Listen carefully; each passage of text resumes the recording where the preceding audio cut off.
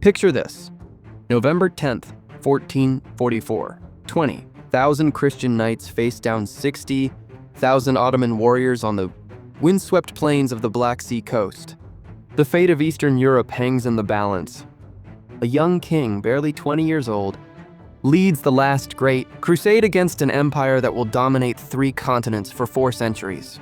In 3 hours, the dream of rolling back Ottoman expansion will die in the mud of Varna.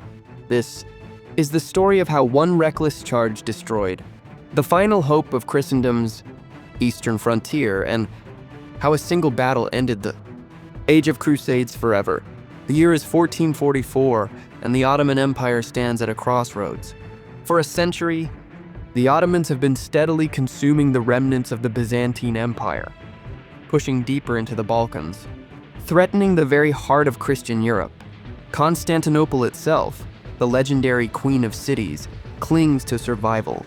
Surrounded on all sides by Sultan Murad II's expanding dominion, the Balkans bleed under Ottoman occupation. Serbia, Bulgaria, and Greece have fallen.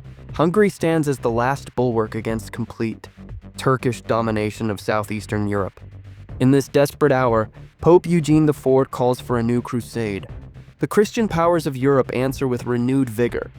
Driven by genuine fear that Ottoman armies might soon march on Vienna, Rome, or even Paris. Leading this coalition is Władysław III, King of Poland and Hungary, a charismatic 20-year-old monarch determined to prove himself worthy of his dual crowns. At his side stands János Hunyadi, the White Knight of Wallachia, perhaps the greatest military commander of his generation, a man who has already defeated Ottoman armies in multiple engagements and earned legendary status across Christian Europe. The crusade begins with stunning success. Throughout the summer of 1444, the Crusader army sweeps through the Balkans, liberating territories and routing Ottoman garrisons. By September, they reach Edirne, the Ottoman capital in Europe. Murad II, exhausted by decades of warfare and grieving the recent death of his favorite son, sues for peace.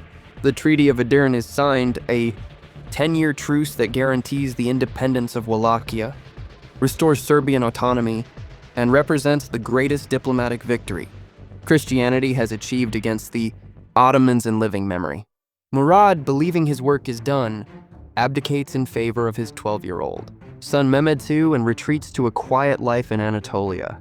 The Ottoman threat appears neutralized. Europe exhales. But Cardinal Cesarini, the papal legate accompanying the crusade, has other plans. He persuades the young King Władysław that the treaty was signed under duress, that God demands they press their advantage, that this moment with the Ottoman throne occupied by a child represents a once-in-a-millennium opportunity to shatter Turkish power forever. Despite Hunyadi's strong objections and warnings of tactical foolishness, Władysław makes his fateful decision.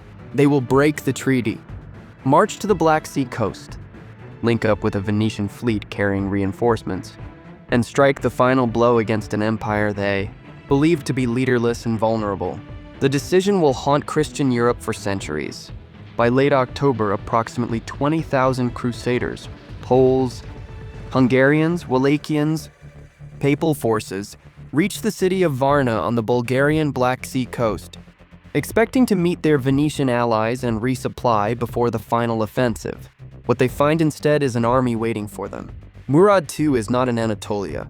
When news reaches him that the Christians have violated the treaty, the former sultan emerges from retirement with the fury of a man betrayed.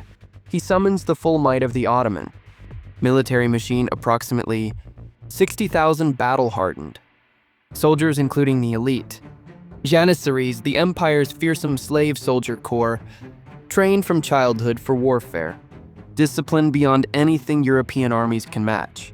The Ottoman Sipahi cavalry, masters of horse archery and shock tactics, number in the tens of thousands. Anatolian irregulars, veteran Balkan auxiliaries, and a massive artillery train complete the force. But Murad faces a critical problem. His army is in Anatolia, separated from Europe by the Dardanelles Strait. The Venetian fleet controls these waters, supposedly blocking any Ottoman crossing. In one of history's great ironies, The Venetians, hungry for trade concessions and fearful of completely destroying their most profitable trading partner, allowed the Ottoman army to ferry across unmolested. Within days, 60,000 Ottoman soldiers stand on European soil, marching at forced pace toward Varna. The Crusader force, by contrast, is exhausted. They have marched hundreds of miles through hostile territory. Supply lines stretch impossibly thin. The promised Venetian reinforcements are nowhere to be seen. Those same Venetian ships that should be carrying fresh troops are instead anchored uselessly offshore, their commanders unwilling to commit to battle. King Władysław commands, perhaps, 10,000 heavy cavalry, the cream of Polish and Hungarian chivalry, armored knights whose charge can shatter almost any infantry formation. Hunyadi leads another 5,000 Wallachian and Transylvanian troops, hardened border fighters who know Ottoman tactics intimately. Approximately 5,000 additional infantry and crossbowmen round out the force. The disparity in numbers is stark, 3-1 in Ottoman favor. Hunyadi counsels retreat. The terrain favors defense, yes, rolling. Hills and marshland protect their flanks, but they are trapped against the black sea with no line of withdrawal. Fighting here means victory or annihilation. There is no middle ground. The wise course is to withdraw, preserve the army, fight another day when circumstances favor Christian arms. But Cardinal Cesarini will hear none of it. To retreat is to admit sin, to confess breaking a sacred oath was wrong. To retreat is to face the political catastrophe awaiting in Poland and Hungary when their king returns having accomplished nothing but violating a peace treaty. To retreat is to admit that God does not favor their cause. King Władysław, young and proud, sides with the cardinal. They will fight. On November 9th, the two armies sight each other. Across the plains of Varna, the Ottomans deploy in their traditional formation. Infantry center reinforced by wagon fortifications and artillery, cavalry wings extending to prevent envelopment. At the center, Murad plants his battle standard and positions the Janissaries, a clear challenge. The Crusaders form opposite. Heavy cavalry concentrated for the decisive charge that has won 100 battles across European history. As night falls, both armies prepare. Scouts report positions. Commanders inspect troops. Priests hear confessions. Dawn will bring judgment. November 10th, 1444. First light breaks cold over the Black Sea. The battle opens with Ottoman artillery thundering across the plain. The Crusaders lack comparable firepower, but their heavy cavalry renders artillery marginally effective. Knights can close distances quickly, making static bombardment a brief prelude rather than decisive factor. Hunyadi, commanding the Crusader right wing, makes the first move. He leads his Wallachian cavalry in a ferocious charge against the Ottoman left flank, where Anatolian irregulars and lighter cavalry hold position. The White Knight's tactical genius immediately shows. His horsemen crash through the Ottoman line like a storm, scattering auxiliaries, capturing artillery pieces, driving deep into the enemy rear.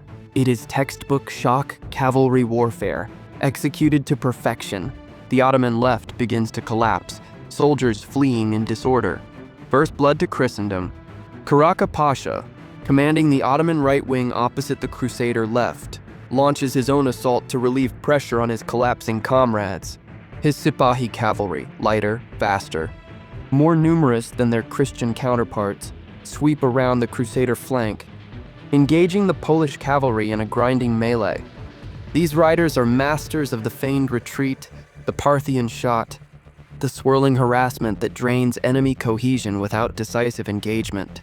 They give ground strategically, forcing the Crusader left to extend, to chase, to break formation in pursuit of an enemy that refuses to stand and fight. The center holds steady. Crusader infantry and crossbowmen face the Janissary corps across 300 yards of killing ground. Neither side moves. This is not where the battle will be decided. Heavy cavalry determines medieval battle outcomes, and both infantry forces know their role is to fix the enemy in place while the mounted wings maneuver for advantage. Hunyadi's success on the right creates opportunity. The Ottoman left is shattered, retreating in chaos. If he can wheel his cavalry inward, strike the Ottoman center from the flank while the Janissaries are pinned facing forward, the battle ends in complete Christian victory. The White Knight begins repositioning his troops for exactly this maneuver. But war rewards speed, and reorganizing victorious cavalry takes time. Minutes pass. Murad recognizes the danger. He shifts reserves from his center to shore up the collapsing left. Buying precious moments, the Janissaries hold their ground with iron discipline, ignoring the disaster unfolding to their left, maintaining formation, denying Hunyadi easy targets. Then King Władysław makes his decision. From his position with the central cavalry reserve, the young king sees Ottoman disorder. He sees Janissaries seemingly isolated. He sees the battle standard of Murad II flying above the enemy center. The Sultan himself, the architect of Christian suffering, within striking distance. Glory beckons. History whispers his name. 20 years old, King of Poland and Hungary, leader of a crusade, and before him stands the opportunity to achieve what generations of Christian warriors could not. Kill the Ottoman Sultan in personal combat, decapitate the empire, and the Turkish threat in a single legendary charge. Hunyadi is out of position, reorganizing his wing. The Wallachian cannot object or counsel restraint. Władysław does not wait. He does not coordinate. He does not consider that Murad has positioned himself precisely here as bait, that the Janissaries are not isolated but supremely confident, that charging an intact infantry formation without support is the deadliest mistake cavalry can make. The King of Poland and Hungary lowers his lance. 500 Polish knights, the finest heavy cavalry in Europe. Noblemen and champions, warriors who have trained since childhood. For this moment, form up behind their monarch. The ground trembles. Hooves thunder. 20 tons of armored horseflesh and Polish steel launches toward the Ottoman center. For 200 yards, it is glorious. The charge builds momentum, becomes unstoppable force. The nightmare of every infantry soldier who ever lived. Crusader infantry cheers. This is how battles are won. The decisive cavalry charge. The breaking of enemy morale. The pursuit and slaughter. 100 yards. The Janissaries do not break. They do not waver. Their ranks tighten. Musketeers level weapons. Archers draw. Officers shout final commands in Turkish. Words lost in the thunder of approaching cavalry. 50 yards. Władysław is in front, leading as kings should, courageous and doomed. His target is clear, the Sultan's standard, Murad himself, glory eternal. 25 yards. The Janissaries fire. Smoke billows across the plain. The front rank of Polish cavalry disappears into a storm of lead and arrows. Horses scream. Knights crash to earth. But momentum carries the rest forward. They are too close. Too fast to stop even if they wanted to. Impact. The charge slams into the Janissary formation like a battering ram into an oak door.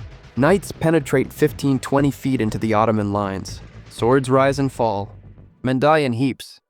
For heartbeats, it seems possible the charge might succeed through sheer violent determination. But the Janissaries are not ordinary infantry. They are professional soldiers, trained to absorb cavalry charges, drilled in close-quarters combat, equipped with weapons designed specifically to kill mounted warriors. More critically, they outnumber the Polish knights 10-1. The charge bogs down. Knights who survive the initial volley find themselves surrounded, dragged from saddles, overwhelmed by sheer mass of bodies. King Władysław III of Poland and Hungary penetrates deeper than any other rider. Some chroniclers say he actually reached Murad's position, exchanged blows with the Sultan's bodyguards before being cut down. Others claim he died 30 yards short, lost in the anonymous butchery of melee combat. The historical truth is lost to the chaos of battle. What is certain? Within 10 minutes of launching his charge, the 20-year-old king lies dead in the mud of Varna, his head severed from his body, his 500 knights annihilated. The Crusaders' center collapses. Hunyadi, seeing disaster unfold, attempts to extract his forces and organize a fighting retreat. The White Knight will survive this day, wounded, traumatized, but alive to fight Ottomans for another dozen years. But the battle is over. With their king dead and the center broken, Crusader morale shatters. Withdrawal becomes rout. Ottoman cavalry pursues, cutting down fleeing soldiers for miles.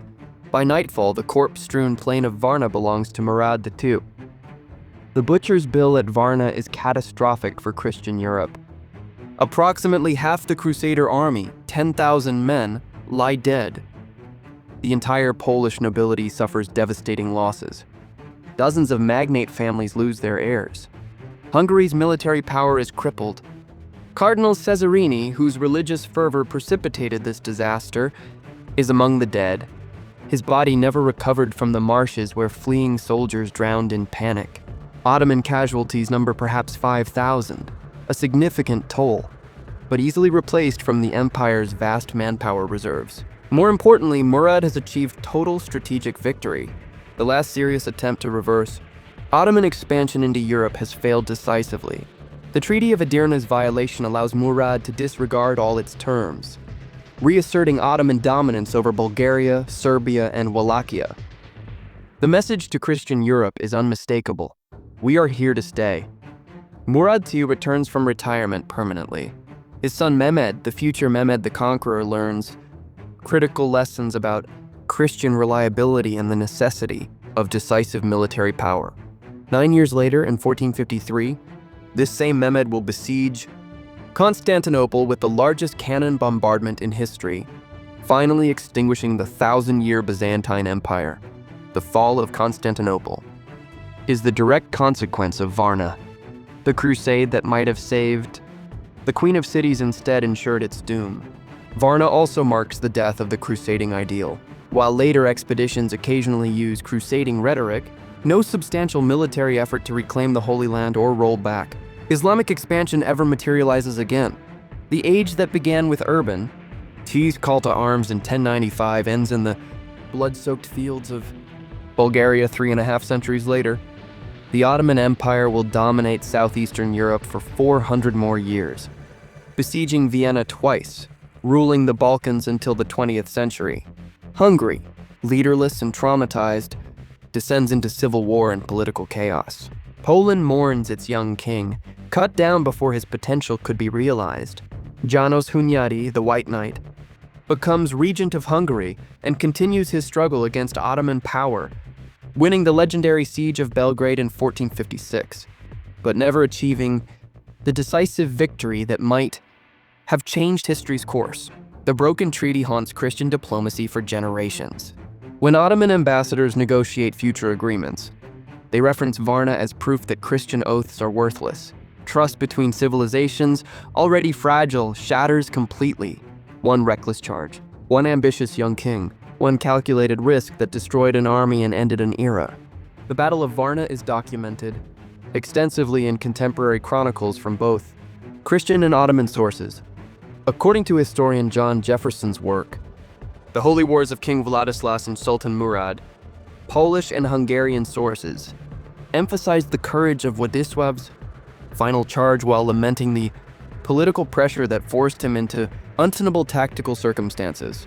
Ottoman chronicles, particularly those compiled during Mehmed II's later reign, celebrate Murad's strategic brilliance and the Janissaries' unbreakable discipline. Paul Engel's The Realm of St. Stephen, A History of Medieval Hungary, details the catastrophic political consequences that rippled through Hungarian society after Varna, explaining how the loss of an entire generation of nobility created power vacuums that would ultimately contribute to Hungary's conquest by the Ottomans at Mohacs in 1526, a disaster with direct lineage to the losses sustained at Varna. The death of King Władysław III remains somewhat mysterious. While most sources confirm his death in battle, some contemporary accounts, fueled by the fact that his body was never definitively identified, suggested he survived and spent his remaining years as a wandering pilgrim seeking penance for breaking the peace treaty. These legends persisted in Polish folklore for centuries, though modern historians universally accept that the young king died in his reckless charge against the Janissaries. The battlefield today is marked by modest monuments in modern-day Bulgaria. A statue of Władysław III stands near the presumed location of his death, commemorating courage even as it represents strategic folly. The site attracts few tourists compared to more famous battlefields, yet its historical significance equals Agincourt, Hastings, or Waterloo, one of those rare single battles that genuinely altered civilization's trajectory. If you found this exploration of medieval warfare and crusading history fascinating, there are countless other pivotal battles that deserve similar examination. The Siege of Constantinople in 1453, the Battle of Mohacs in 1526, and Janos Hunyadi's incredible victory at Belgrade in 1456 all stem directly from the consequences. Set in motion at Varna, history remembers glory but teaches through disaster. Varna stands as eternal reminder that courage without wisdom, faith without strategy, and ambition without prudence lead not to triumph but to graveyards. The Crusades ended where they always would, in the mud, with a young king's broken dream.